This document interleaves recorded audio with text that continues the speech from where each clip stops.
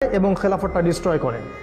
এবং আরও একটা কাজ করে, ব্রিটেনের সহযোগিতা নিয়ে তারা সারা বিশ্বের ইহুদিদেরকে নিয়ে আসে এবং জেরুজালেমে অবৈধ ইহুদি বসতি স্থাপন করে, ফিলিস্তিনের মা বোনদেরকে ধর্ষণ করে, তাদেরকে বের করে দেয় এবং আমাদের ভূমি ল্যান্ড তারা কেড়ে নেয়।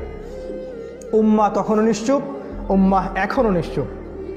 তারপর 1914 থেকে 1948 এই যে সময়টুকুতে তারা কি করে জানেন? তারা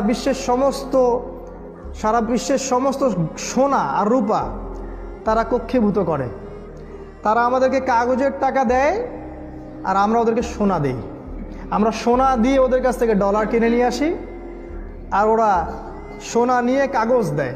কত ইন্টেলেক্ট আমাদের, কত বুদ্ধি! এই উম্মার বুদ্ধি 300 বছর আগে চলে গেছে। আমাদের পুরো ব্যাংকিং সিস্টেম কাগজের টাকা, ওরা আমাদেরকে কাগজের টাকা দেয়, ডলার কাগজের টাকা দেয়, আর আমরা আমাদের গোল্ড ওদেরকে দিই। কি বুদ্ধি আমাদের মাথায়! আর আজকে ইসরায়েল তাদের রাষ্ট্রের মধ্যে সোনার কয়েন আর রূপার কয়েন চালু করেছে, যখন আমরা হালুয়া রুটি সেমাই খাচ্ছি আর ঘুমাচ্ছি। এই সময়টুকুর মধ্যে তারা ইকোনমিক্যালি স্ট্রং হয়। তারা সারা বিশ্বের অর্থ কক্ষীভূত করে, সোনা কক্ষীভূত করে, রূপা কক্ষীভূত করে।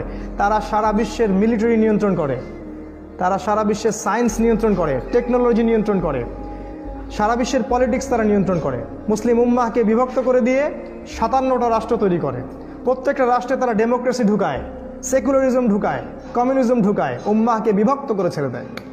এই 40 বছরে তারা এই হোমওয়ার্কসটা করে ফেলে। তারপরে গিয়ে তারা দ্বিতীয়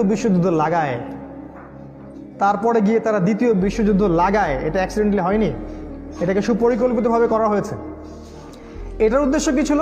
সেকেন্ড ওয়ার্ল্ড ওয়ারের উদ্দেশ্য ছিল নতুন একটা রাষ্ট্রকে রুলিং স্টেটে পরিণত করা। নতুন একটা রাষ্ট্র যাকে কেউ কখনো চিনত না, সম্পূর্ণ নতুন। এই 40 বছরে তারা একটা রাষ্ট্রকে লালন পালন করতে থাকে।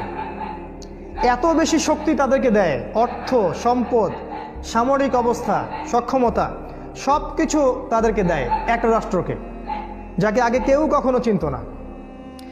দ্বিতীয় বিশ্বযুদ্ধের পর দেখা যায় সেই রাষ্ট্রটা হঠাৎ করে বিশ্বের বুকে মাথা তুলে দাঁড়ায়, যাকে আগে কেউ চিনত না।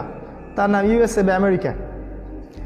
আমেরিকা যদি ব্রিটেনকে সহযোগিতা না করত, তাহলে সেকেন্ড ওয়ার্ল্ড ওয়ারে কখনো ব্রিটেন জিততে পারতো না।